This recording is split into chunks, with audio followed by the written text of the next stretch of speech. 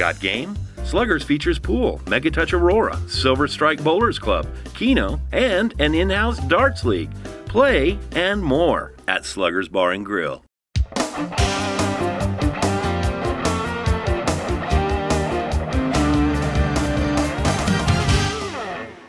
Welcome to End Zone Online. I'm George Ayub with my friend Bobby Mills, the 1,000-yard guy. We're here to talk high school football.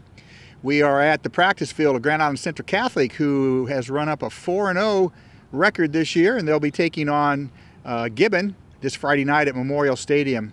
Bobby, the local schools had some good news and some bad news over the weekend. Right. Grand Island goes to Kearney in a rivalry game, loses 31-14. Right. You had kind of predicted they'd have a tough time over there. Yeah, I did, and you know, it doesn't help they lost their second-string quarterback in that game, Wadalevich, and it's quite a bit of pressure for a sophomore. Is Allman a sophomore? Is he a junior? I don't remember. Yeah, but there's a lot of pressure on a young guy like that. I think he scored a touchdown, though. So at the end, yes. They'll have to regroup and see what they can do next week. Yes, yep. And we'll talk about upcoming games in the second part of the show, but they have Fremont this week. Right. Denton and I were at Grand Island Northwest. Zach Rose continues his hot hand. I don't know how you break a state record 2 weeks in a row. But he did it, and wow. The receivers had a terrific game as well. Alex Larson was really difficult for the Gehring secondary. Denton and I were talking during the game. They run that slant, and once he gets the ball at full steam, you know, he split defenders twice, and one for 52, one for 78, or 72, excuse me. And it was, you know, off to the races for them. So it just seems like that Waters is the track guy on that team, but as far as football speed, Larson must have a ton of it. Well, and you know, both Waters and Larson, they know what to do after they get the football. And, apparently. And you know, Coach Stein really uses that to their advantage. Central Catholic, they had a rivalry game. They took care of business against their rival St. Paul, 40-23 here up the road in Memorial Stadium. Right, due to that 6 o'clock start over in Aurora, I was able to catch almost the whole final quarter of that game, and they run a very, it looks like all Riley Shoemaker, but it's diversified, and they really played great defense. They're very opportunistic. I think Brady Brokaw had a 75-yard interception, but it's a rivalry game, and St. Paul was in that game in the third quarter, but they just, a lot of Riley Shoemaker and a lot of kind of neat plays in that backfield, and they pulled away. Right. They'll have their work cut out for them a little bit this week with Gibbon as they come in on Friday night. And then Heartland Lutheran, the fourth of four grueling games, 78-18. Of course, Giltner, number one team in the state. Right. Put a beat down on them. We expected that, but you know, the Heartland Lutheran kids stayed in the game, worked to the end, so you have to give them some credit for that. Well, and as you mentioned before we went on the air, 13-3, a combined record of their opponents. What a brutal start. Yeah. So we'll see what happens this week when they go up to Pleasanton. Right. How about, now you were over at the Scottsbluff Aurora game, and you sent updates to that, and you were impressed with Scottsbluff's defense. I was very impressed. It was almost like they took a page out of Coach Hubert's defensive book and threw it right back at Aurora. And, you know, that's a 350-mile trip 2 weeks in a row for those guys. But what a game plan they had, and going right down the field and scoring the first drive of the first half and the second half. But I'm really impressed with their defense. And, of course, Matt Klein on offense, and the offensive line is just unreal. So I can't say I'm surprised Scottsbluff won, but the scoring margin, I was very surprised. Yeah, it was 32-8 was the final. 32-8, right. At Aurora, right. So do you have some outstanding performances for us today, Bob? I do, and we have to mention Rose, of course. Now, unofficially, I have, he was 27-45 for a state record 421. 5 touchdowns. He has 1,570 yards, 16 touchdowns so far this year.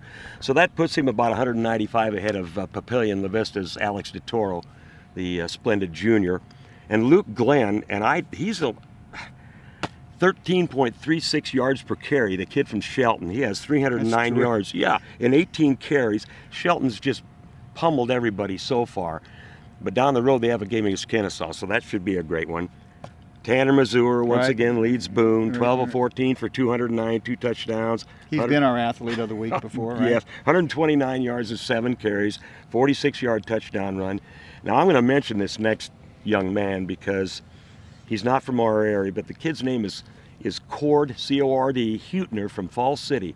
And Falls City, George, has really suffered in the past years from playing football. They have a new coach. Darren Fritz has come over from Humboldt Table Rock Steiner. Fritzy is doing a marvelous job, but this kid goes against a unbeaten Lincoln Lutheran team, operates out of the shotgun, has 382 yards and 32 carries, scores 6 touchdowns, a couple long runs in there, 71 and 84, and they beat Lincoln Lutheran 54-7. 382 yards. 382, 6 touchdowns, and they've won one game in the last 2 years. What's the first thing you think of when Falls City comes to mind? Sacred Heart. Right. Good for the Tigers. I mean, they've only been in the playoffs 5 times in the last 31 years.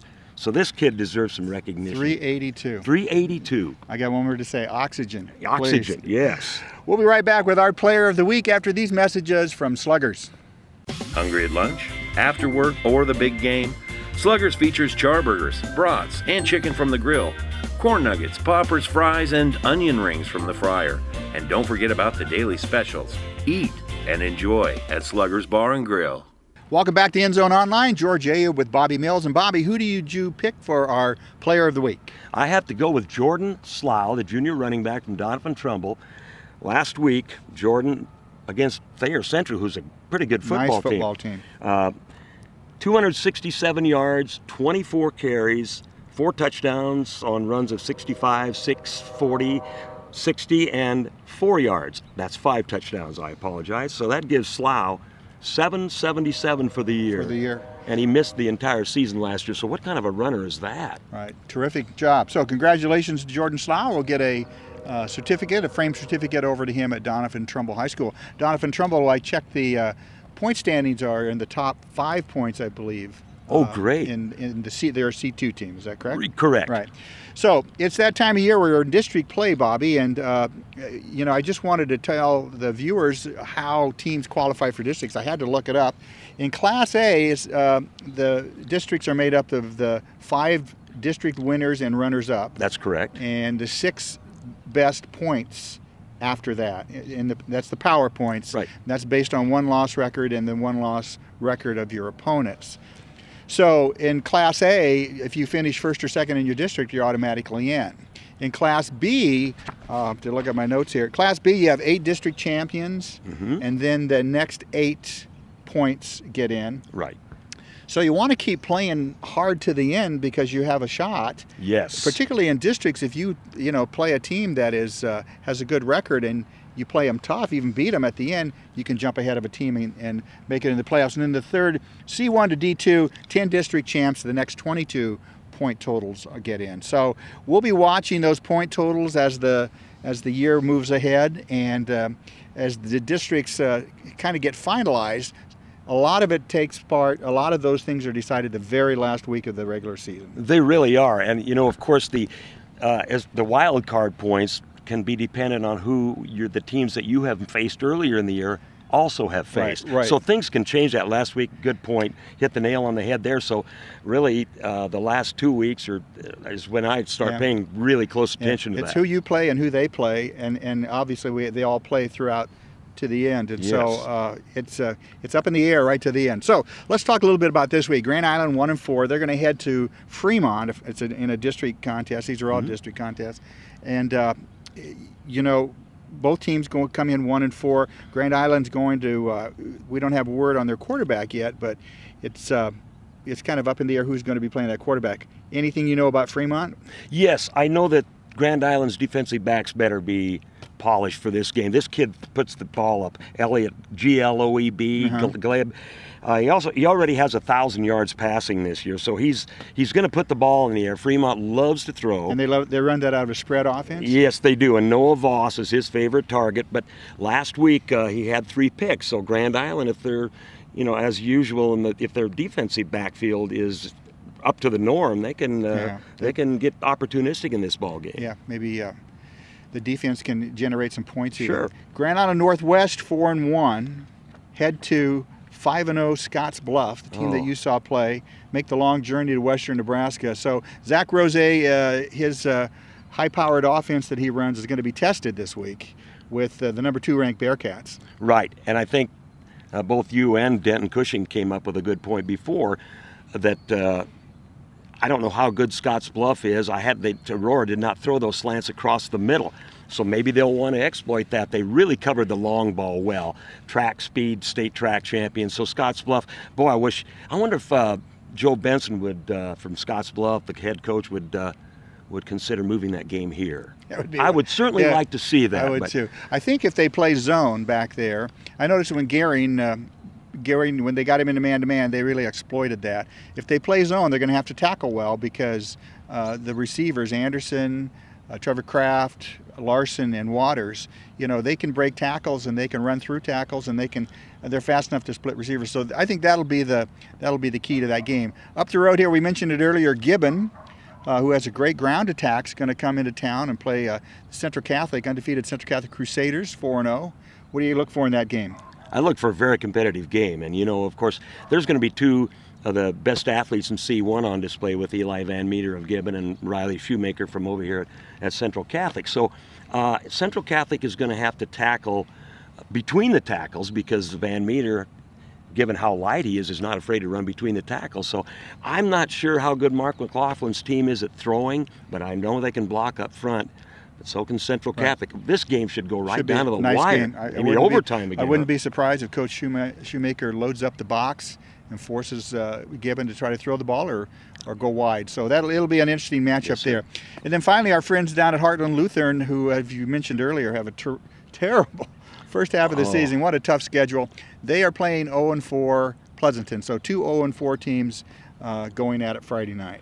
And it's so strange to see Ricky Westland up there at Pleasanton 0-4, but this is a good opportunity for Heartland Lutheran to get a win. They have another chance, I think, with Cedar Valley later on, but this is a great opportunity. They're going to enjoy the facilities up there, but I wish them the best because they have a great opportunity up at Pleasanton this Friday. Good. All right, all four teams in action on Friday night. That's it for End Zone Online. For Bobby Mills, I'm George Ayub. Get yourself to a high school football game this weekend.